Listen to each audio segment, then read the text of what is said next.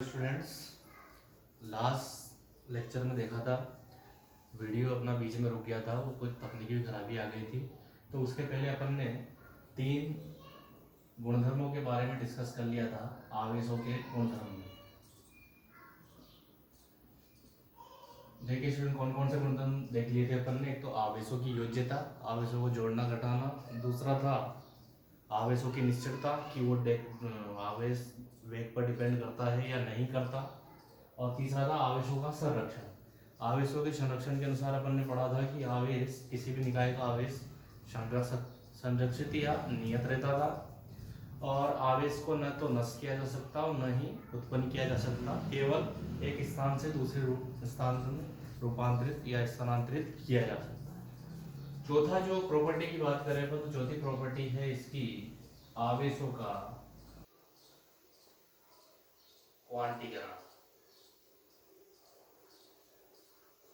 देखिए स्टूडेंट्स, आवेशों का क्वांटीकरण किसे कहते हैं अपन, कि आवेशों का विनिमय अपन ले सकते हैं आदान प्रदान। आवेशों का विनिमय सतत न होकर विविक्त रूप से होता है, अर्थात लगातार न होकर विविक्त रूप से होता है। इससे अपन आवेशों का क्वांटीकरण कहते हैं। और यहाँ एक क्वांटम मान आता है। क्वांटम मान उसे बोलेंगे अपन, कोई भी राशि हो उसका न्यूनतम मान। जैसे यहाँ आवेश है, आवेश भौतिक राशि है, तो इसका वह न्यूनतम मान जिसका विनिमय पॉसिबल हो, विनिमय संभव हो, इसका ट्रांजैक्शन या आदान प्रदान पॉसिबल हो, उसे उस भौतिक राशि का क्या बोलेंगे अपन, क्वांटम मान। ठीक है, तो आवेशों का क्वांटम मान क्या हो जाएगा कि वह न्यूनतम आवेश का मान जिसका आदान प्रदान किया जा सकता है उसे आवेश का क्वांटम मान बोलेंगे। और आवेश का क्वांटीकरण क्या हो गया कि आवेश का जो विनिमय है, आदान प्रदान है, वो सतत न होकर विविक्त रूप से होता है। देखिए, और ये हमें मेलिकल ने बताया था, उसने तेल बूंद के ऊपर एक्सपेरिमेंट किया था, तो उसने उनके जो आवेश की मात्रा पाई, वो आवेश की मात्रा पाई उसने एक इलेक्ट्रॉन के पूर्ण गुणज के रूप में। तो एक आवेश के क्वांटीकरण की शर्त आएगी अपने पास,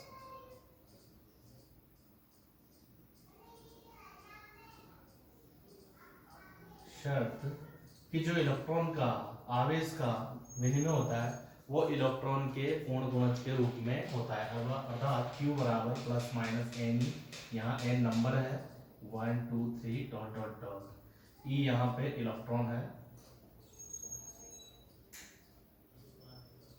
तो Q बराबर एन, ये क्वांटीकरण की शर्त है यहाँ पे। और इसने बताया था, मेलिकल ने तेल बूंद के ऊपर एक्सपेरिमेंट किया था, उसने बताया था कि आवेश का विनिमय, उसका क्वांटम मान एक इलेक्ट्रॉन के पूर्ण गुणज के रूप में होता है। और क्वांटीकरण की शर्त के अनुसार आवेश का आदान प्रदान इलेक्ट्रॉन के पूर्ण गुणज के रूप में होता है। इंपॉर्टेंट क्वेश्चन नहीं है। तो ये तो डिस्कस हो गया अपने गुणधर्म के बारे में, जो मेनली 4 बताया अपन ने। आवेशों की योज्यता, दूसरा था आवेशों की निश्चितता, तीसरा था आवेशों का संरक्षण, चौथा था आवेशों का क्वांटीकरण। इसके अलावा इसके और भी अन्य गुणधर्म है, जैसे आप सब जानते हो आवेश नेगेटिव भी हो सकता है और पॉजिटिव भी हो सकता है।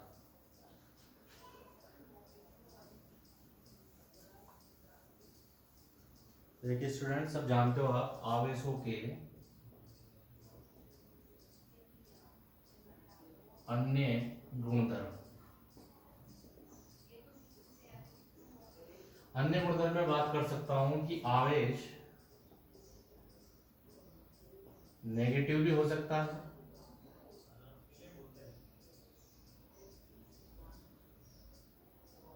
और पॉजिटिव भी हो सकता है, परंतु द्रव्यमान सदैव पॉजिटिव रहता है। देखिए स्टूडेंट, आवेश के प्रकार में हमने पढ़ा था कि आवेश 2 प्रकार के होते हैं, 2 टाइप्स, वन टाइप पॉजिटिव और दूसरा टाइप नेगेटिव। जबकि द्रव्यमान जो है वो हमेशा पॉजिटिव रहता है। आपने देखा होगा कि जो द्रव्यमान है, जिसको अपन किसी भी चीज से तोलते हैं, वो द्रव्यमान है, वो मास हमेशा पॉजिटिव ही रहेगा। दूसरा है कि जो आवेश का अस्तित्व द्रव्यमान के बिना संभव नहीं है। दूसरा इंपॉर्टेंट जो है लाइन वो है कि आवेश का जो इम्पोर्टेंस है, अस्तित्व है, वो द्रव्यमान के बिना संभव नहीं है, परंतु द्रव्यमान का अस्तित्व आवेश के बिना है। जैसे कण है न्यूट्रॉन,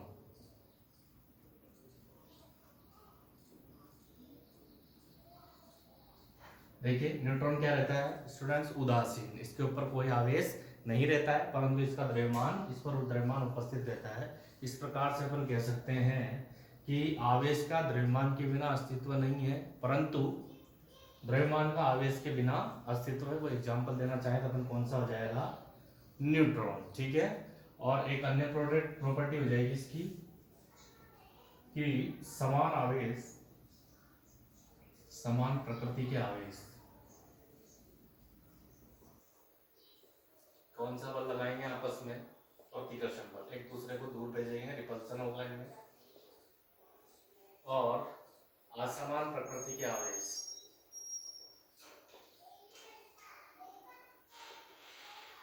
उनमें कौन सा लगेगा, अट्रैक्शन फोर्स, आकर्षण बल, ठीक है स्टूडेंट।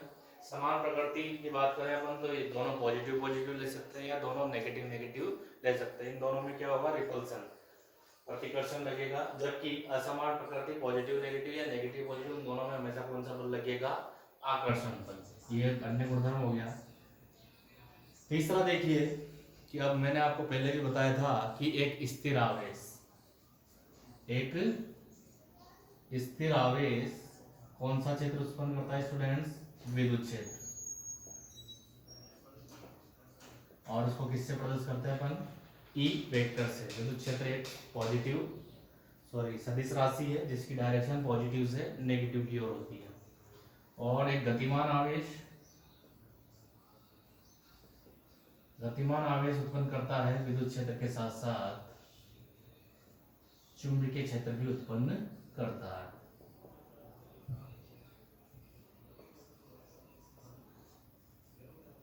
नेक्स्ट है, यदि आवेश किसी त्वरण से त्वरित हो तो वहां क्या उत्पन्न होती है स्टूडेंट्स, विद्युत चुंबकीय विकिरण उत्पन्न होती है, जिन्हें क्या बोलते हैं अपन, विद्युत चुंबकीय तरंगें।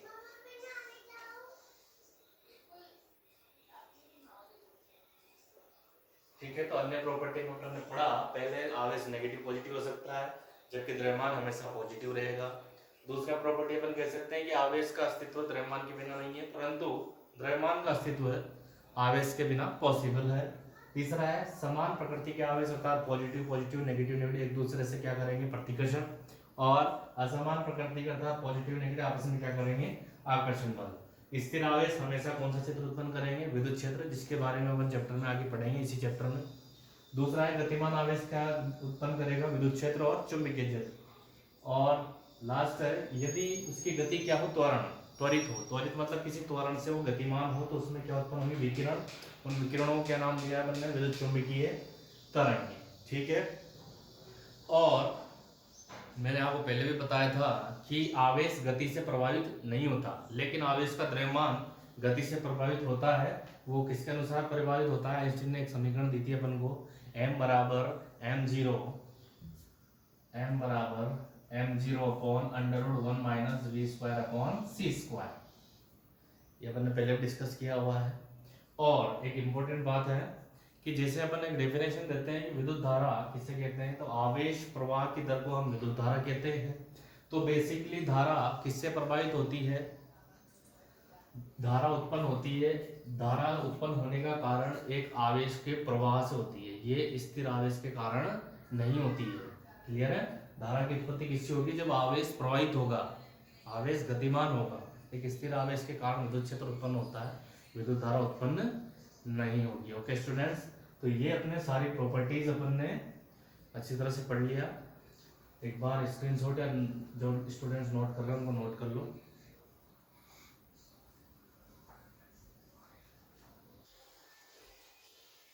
ठीक है स्टूडेंट्स, आगे एक इंपॉर्टेंट टॉपिक है, आप सब लोग जानते हो, कूलाम बल, कूलाम का नियम, कूलाम्स लॉ।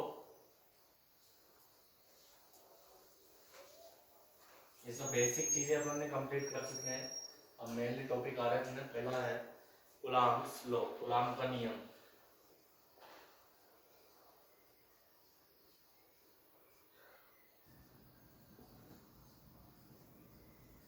देखिए स्टूडेंट्स, कूलाम का नियम, कूलाम के नियम के अनुसार दो बिंदु आवेश, दो स्थिर, देखिए अपन पहले कौन सा पार्ट पढ़ रहे हैं, स्थिर वैद्युतिकी।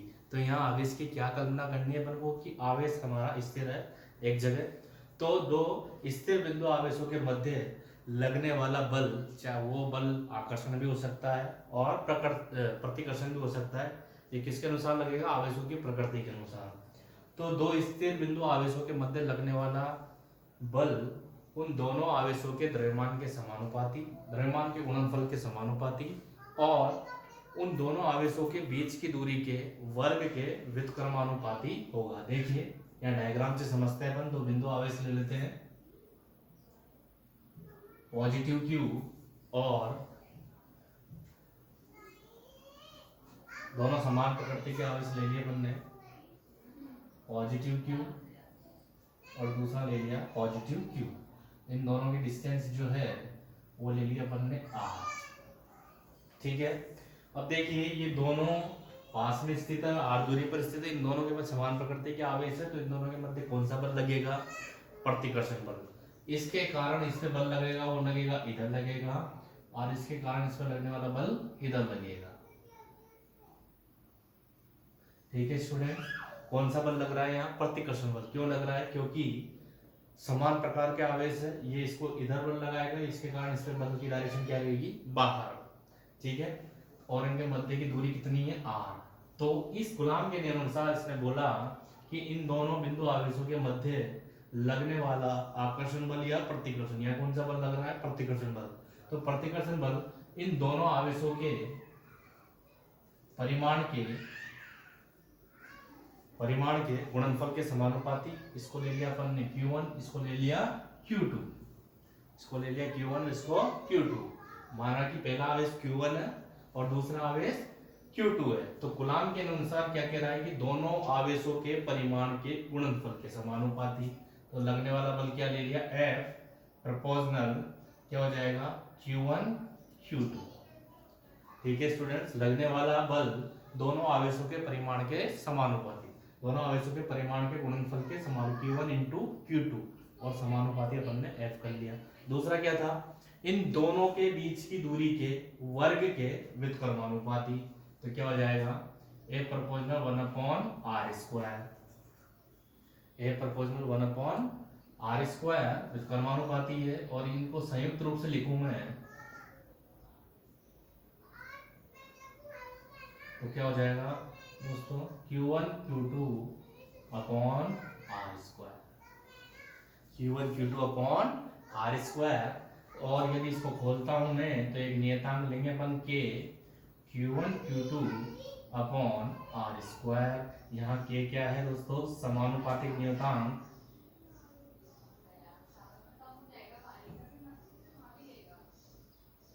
K क्या है, समानुपाती नियतांक, और K की वैल्यू होती है 9 × 10⁹ या 1/4 पाई एप्सिलॉन। देखिए यहाँ एप्सिलॉन, इसको बोलेंगे अपन एप्सिलॉन नोड, एप्सिलॉन नोड या 0। और ये कब केस पढ़ रहे हैं अपन, यदि आवेश कहाँ रखे हों, निर्वात या वायु में।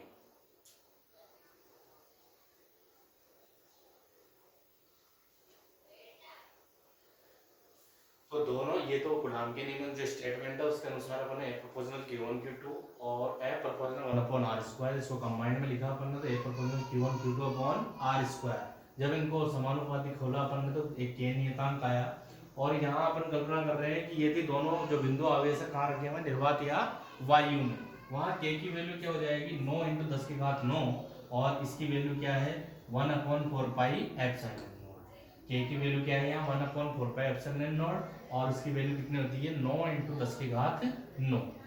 इसको क्या बोलते हैं अपन, एप्सिलॉन नोड। एप्सिलॉन नोड होता है यहाँ कि निर्वात में विद्युतशीलता,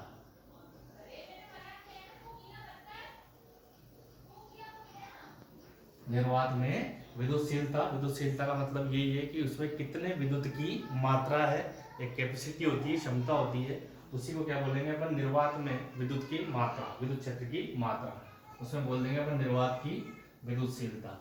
अब देखिए एप्सिलॉन नॉट की भी वैल्यू यहाँ लेंगे अपन 8.85 इंटू 10⁻²। एप्सिलॉन नॉट की वैल्यू क्या होगी, 8.85 इंटू 10⁻²। ये होगी अपने डिस्कस किस कब का, जब आवेश कहाँ है अपने, निर्वात या वायु में। तो लास्ट में अपनी इक्वेशन आ जाती है F बराबर 1/4πε0 Q1 Q2 अपॉन R²। इसको लेंगे अपन इक्वेशन नंबर 1। F बराबर 1/4πε0 Q1 Q2 अपॉन R²। ठीक है स्टूडेंट्स, इसको नोट कीजिए, फिर आगे चलेंगे इसमें। ठीक है स्टूडेंट्स, यहाँ के की वैल्यू आ गई। यदि इसका मात्रक निकालना चाहे, इसके पीछे क्या मात्रक के का, तो हो जाएगा ये newton metre square upon coulomb square. इसी प्रकार से अगर एप्सिलॉन नॉट का अपन मात्रक निकालना चाहे तो हो जाएगा coulomb square upon newton metre square. ठीक है, और देखिए ये किसके बारे में डिस्कस किया है, अभी जो आवेश है अपने कहाँ स्थित है, निर्वात में। तो इसको मैं ऐसे कर सकता हूँ, जीरो मतलब एफ नॉट का मतलब ले सकते हैं अपन निर्वात, या अपन निर्वात लिख सकते हैं एफ निर्वात। ठीक है, ये पहली जो इक्वेशन है अपनी वो है F बराबर 1/4πε0 Q1 Q2 अपॉन R²। ये कल्पना की अपन ने कब, जब आवेश कहाँ था, निर्वात और वायु में। अब यदि आवेश कहाँ रखा हो, किसी माध्यम में, जब आवेश किसी माध्यम में रखा हो तो देखिए क्या होगा दोस्तों, आगे चलते हैं हम।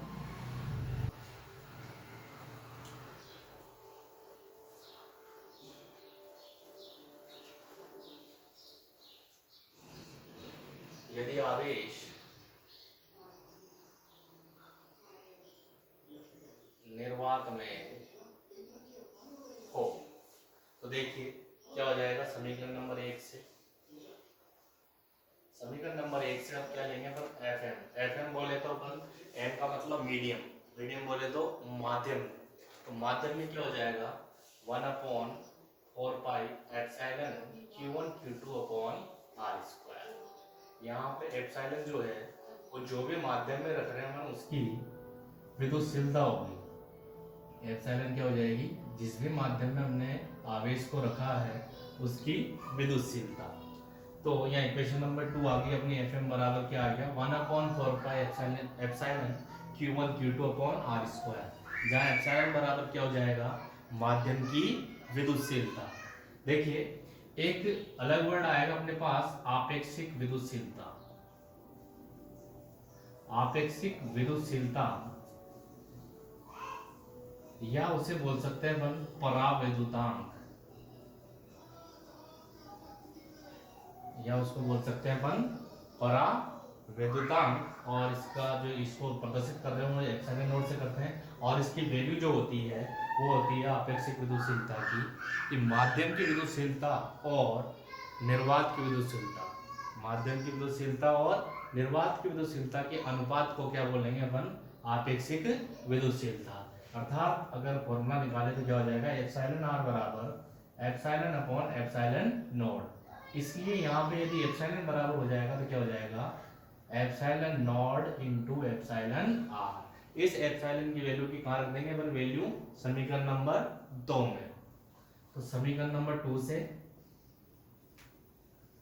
क्या हो जाएगा, एफएम बराबर 1/4π epsilon naught into epsilon r Q1 Q2 upon R²। ठीक है स्टूडेंट्स, और इसको इस तरह से भी लिख सकते हैं अपन 1/4π epsilon naught dot Q1 Q2 upon R² into 1/एप्सिलॉन R लिख सकते हैं इसे। 1/एप्सिलॉन R को बाहर ले गया, बाकी को ये इसलिए ले गया क्योंकि ये जो वाली इक्वेशन है ये किसके बराबर हो जाएगी, अपने इक्वेशन नंबर 1 के, जो कि किसमें निकाली थी अपन ने, निर्वात के लिए। किसके लिए निकाली थी स्टूडेंट्स, निर्वात के लिए। तो यहाँ समीकरण नंबर 1 से अपन लिख सकते हैं, समीकरण नंबर 1 से इस वाला जो पोर्शन है वो किसके अनुसार रख देंगे अपन, समीकरण नंबर 1 से, जो किसके बराबर, एफ निर्वात के। तो एफ एम बराबर क्या हो जाएगा दोस्तों, एफ निर्वात अपॉन एप्सिलॉन आर। एफ माध्यम जो हो जाएगा वो क्या हो जाएगा, एफ निर्वात अपॉन एप्सिलॉन आर। समीकरण नंबर 1 से इसकी वैल्यू रख दी अपन ने, ये एफ निर्वात। ठीक है, वापस में डिस्कस कर देता हूं कि कूलाम के नियम के अनुसार क्या हो जाएगा, दो स्थिर बिंदु आवेशों के मध्य लगने वाला बल, प्रतिकर्षण बल या आकर्षण बल, उन दोनों आवेशों के परिमाण के गुणनफल के समानुपाती और उन दोनों आवेशों के मध्य की दूरी के व्युत्क्रमानुपाती होता है। और के की वैल्यू होती है 1/4πε0। और ये किसमें है, जब आवेश निर्वात में या वायु में स्थित हो तो इक्वेशन आ जाती है वहां अपने पास 1/4πε0 q1 q2 upon R square. Epsilon naught की वैल्यू अपन ने बताई है कितनी, 8.85। हालांकि 8.85 6 आगे चले तो 6 भी आता है, अपन जनरली यूज करते हैं 8.85 × 10⁻⁻12। इसका मात्रक क्या हो जाएगा, newton metre square upon coulomb square.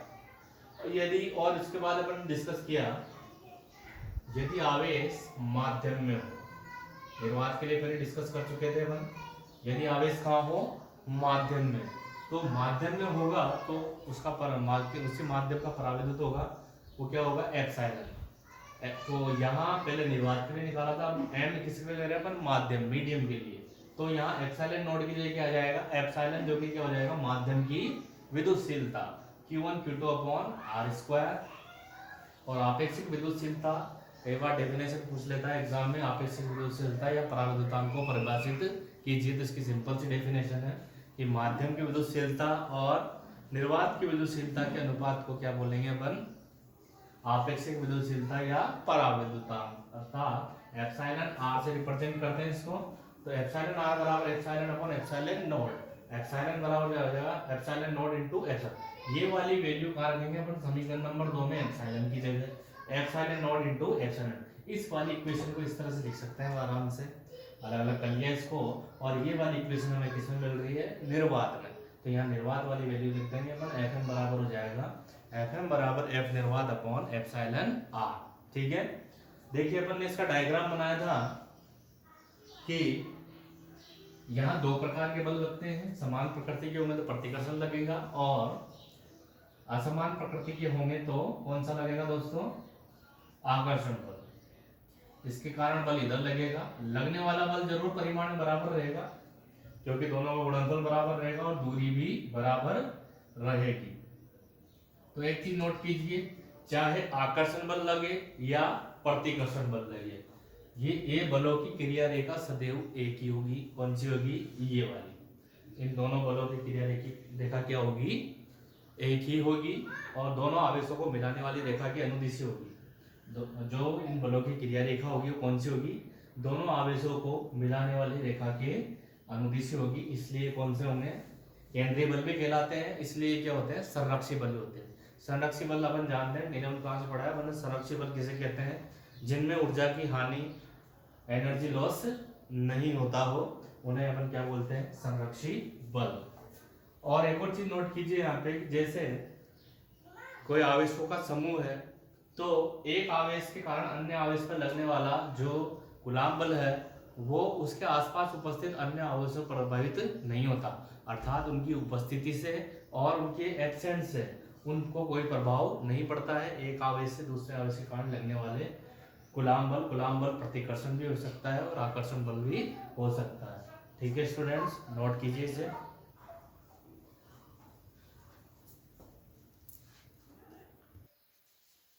ठीक है स्टूडेंट्स, हो गया। ये कूलम्ब बल के बारे में डिस्कस किया अपन ने, जहाँ फॉर्मूला मिला अपन को F बराबर 1/ε0 q1 q2 upon R square. इसके बेसिस कोई छोटे छोटे सवाल आते हैं अपने पास।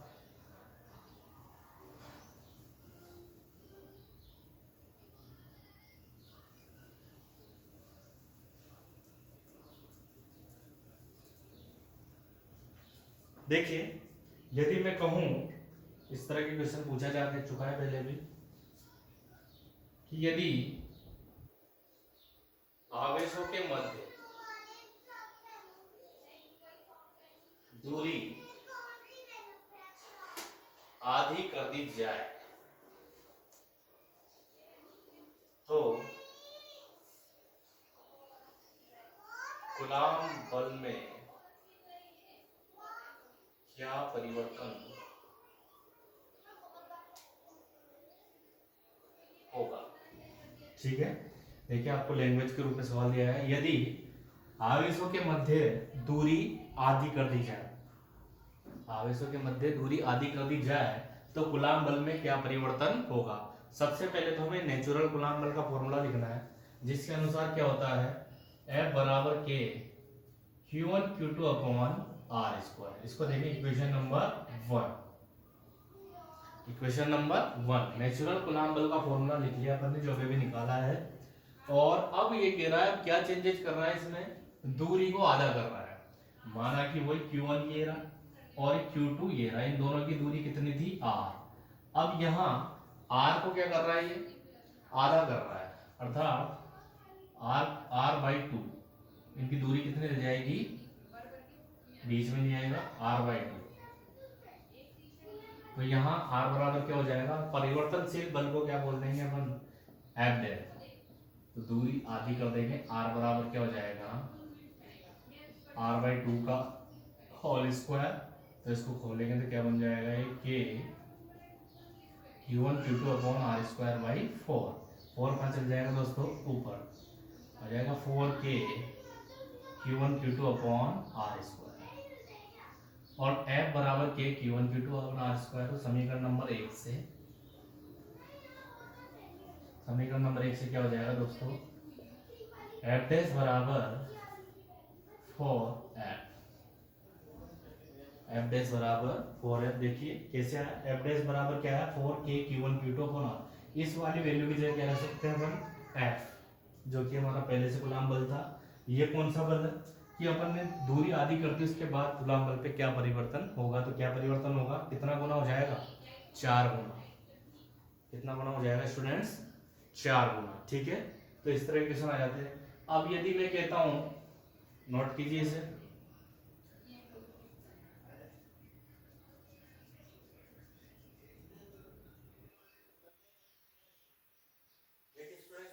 आगे करिए, इसमें और कोई भी चेंजेस कर सकता है वो। जैसे वो बोलता है कि कूलाम बल में दूरी आधी कर दी जाए या आवेशों को भी आधा कर दिया जाए, दूरी भी आधी कर दी जाए और आवेशों को भी आधा कर दिया जाए, तो उस टाइम क्या होगा, देखिए स्टूडेंट्स,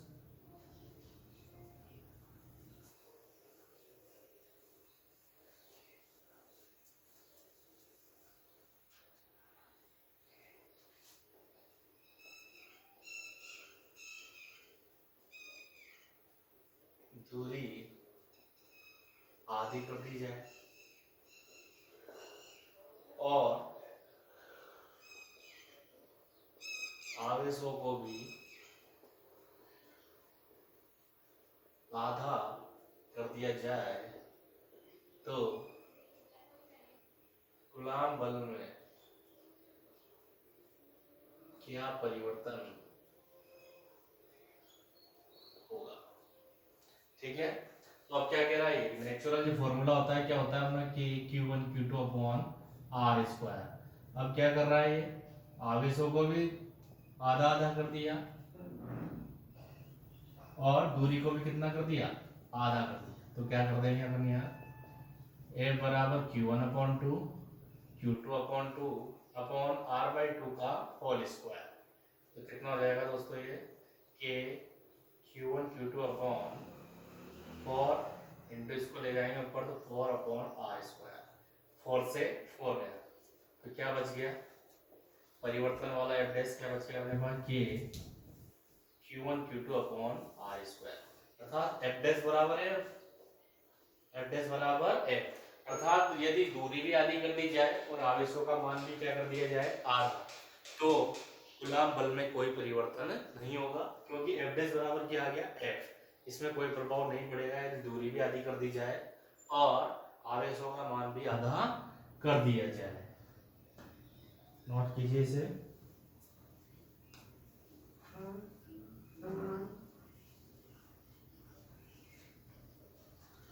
ओके स्टूडेंट्स, आज अपन ने डिस्कस किया कूलाम बल के बारे में, उसका डेरिवेशन, उसका फॉर्मूला निकाला और उसके बेसिस कुछ सवाल अपन ने किए। नेक्स्ट वीडियो में अपन देखेंगे कि कूलाम बल का सदिश निरूपण करेंगे और कूलाम बल का अध्यारोपण सिद्धांत पढ़ेंगे और जो अपना इंपॉर्टेंट जो इसका पोर्शन है विद्युत क्षेत्र के बारे में भी डिस्कस करेंगे। Thank you.